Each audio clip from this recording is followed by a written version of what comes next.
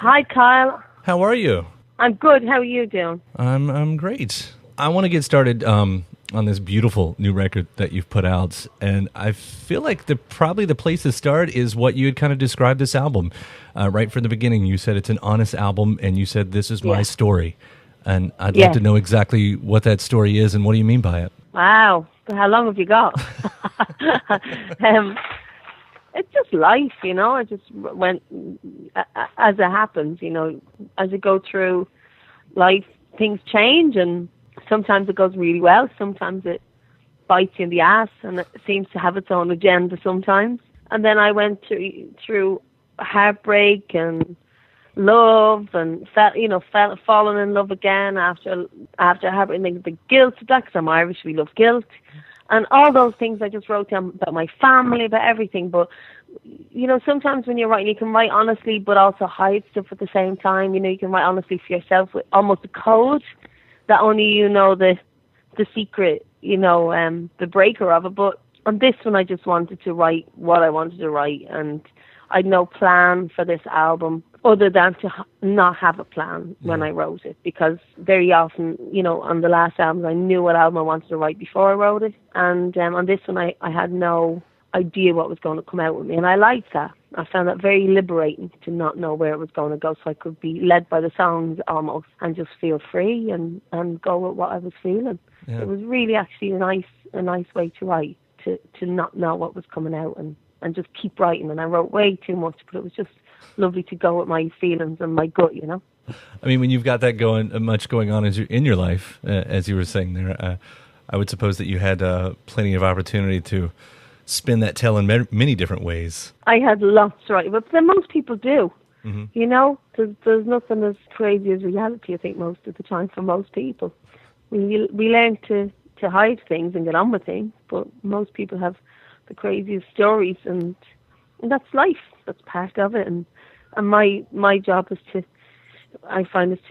write about it and document it, and then in doing that, it's quite a selfish process for me writing. On this album, I co-wrote a little, and which I've never done before, and I really enjoy that. But it's normally quite a selfish process writing. But then the end result, I'm hoping for a connection, you know, with people. If one person listens to one song in the album and it speaks for them, it says what they want to say, and I'm feeling how they feel, and we get some connection in this world of ours, then that's good for me, you know. It bonds you all, I hope, in some way. I mean, I have a feeling it's going to be a whole lot more than just one person connecting with this record.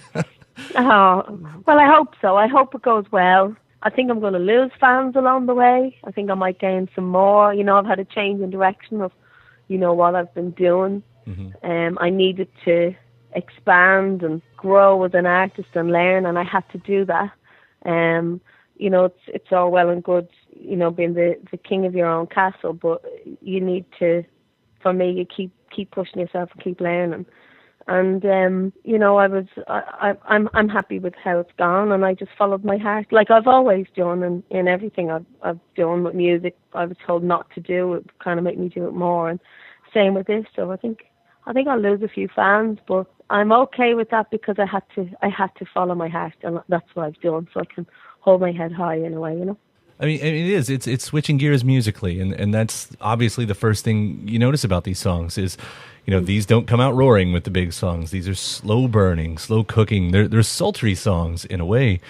I mean, oh, good. Yeah, I hope so. I love working. I had the wonderful T-Bone Burnett produce this album, an amazing man, and I was really, really happy to work with him, and we had a good time and similar ideas, and he's a very thoughtful man, and it was great to connect with somebody creative, you know. And I wanted this. I loved him working on it, but I loved working with him and learning from him too. And like I said, he's very, very thoughtful, and you know, I wanted this to be one of those albums that the more you listen to, the more you hear. And the musicianship is phenomenal on it. The guys on it is Zach Dawes on bass, Jay Bellarose on drums, and Mark Rebo on guitar, and then some added guys after. And the musicianship is phenomenal. Really, really great musicians. But I wanted it to be one of those that you could just get different flavors and textures in the background that you don't hear until later on. That you can go back to it and hear more things. And we should mention another one of those musicians guesting, of course, is Jeff Beck, who's on Black Tears and that beautiful guitar work that he's doing.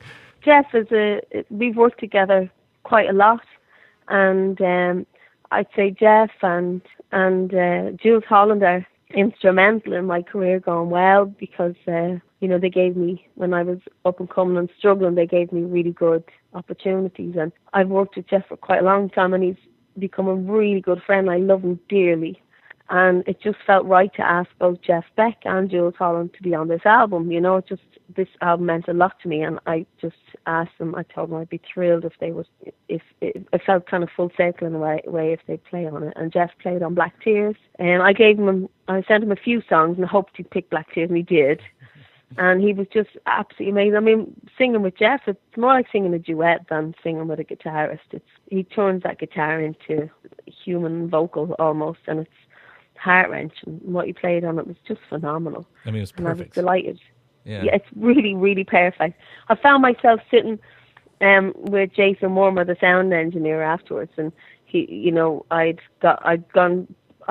recorded it in LA, and I'd gone back to London to get Jeff to record his part, and then I was back in LA again mixing, and I found myself sitting, I was sitting with Jeff when he was recording it. We were sitting right beside each other, and he did like 4 takes, and I said, they were all phenomenal. He said, choose what you want from them. And he said, I'm happy with all those, choose what you want. And then I found myself sitting with Jason editing Jeff's guitars, and I have to say that was a beautiful moment in my life.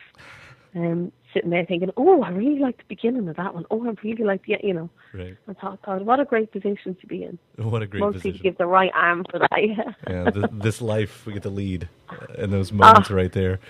I'd say it's good to remember them and to be aware of them. You were talking earlier, of course, about all of this, and not going into it though with a plan in mind. Like, how far into it did you notice that this wasn't going to be like the other records? That this was, in fact, a complete gear switch for the sound? Oh, almost immediately, because I felt completely different. My whole life had a gear switch, and I knew I just wanted to go inwards, to just write with meaning, and just hit straight to the core and not mess around, and just and it's not heartbreak. I mean, it's the sad songs, there's the songs of desire and lust, and I'm a 42-year-old woman, and I found myself single again after I've been married for almost 18 years, and it's a whole different ball game. Then even dare I say, in every way, your mind has different. Your attitude changes when you become a mother, and even that's why I wanted to write about sensuality, because as anyone who's listening to this will know, that's a whole different ball game when you're 22 than when you're 42. Hopefully, it's better. Hopefully, it is. Hopefully, you'd learn something along the way. But I want to just write about all of that, all those beautiful things, and how nice it is, to be a little bit older, experienced in life, and how good it is if you can find the good in it, And it might be a great segue right here. I would love for you to tell me about the hashtag Dress Like a Woman. Oh, yeah. Well, that was to do with a certain president of yours sent out a memo. Oh, really? Yes, he sent out a memo to all the men to wear this type of suit and this type of tie, and he sent one out to all the women saying, just dress like a woman. So there became this whole thing, and it's quite a funny website. All these women have sent in their photographs dressed like a woman, and there's astronauts and army majors and surgeons and all saying dress like a woman. And I thought I'd just add to that. So I put a tuxedo on, and I was going to the Brit Awards, and it's just full of women wearing beautiful dresses, and I just thought, I am a woman. I don't need to make a major point about that in any way. So, and where people often try to get attention to wear the tiniest outfit they can, the most exposing outfits, and it kind of gets on my nerves sometimes. So I decided to wear a tuxedo, buttoned right up to the neck, and I got a bag made, and it said "Dress Like a Woman." That was fantastic. Because I'm a woman. All you need to do is, one, be a woman and wear clothes. and then that's it, job done. I was so happy to see you take part in that. And that's it. Thank you for the record and the music, and again, thank you for taking the time to talk today. I really am in love with these songs that I've heard so far, and looking forward to the rest of the year for you. Oh, thank you very, very much for taking the time to listen to them all and to have a chat today. It was really nice to talk with you. You too, Imelda. Have a great day. You too. Bye-bye. All right, bye.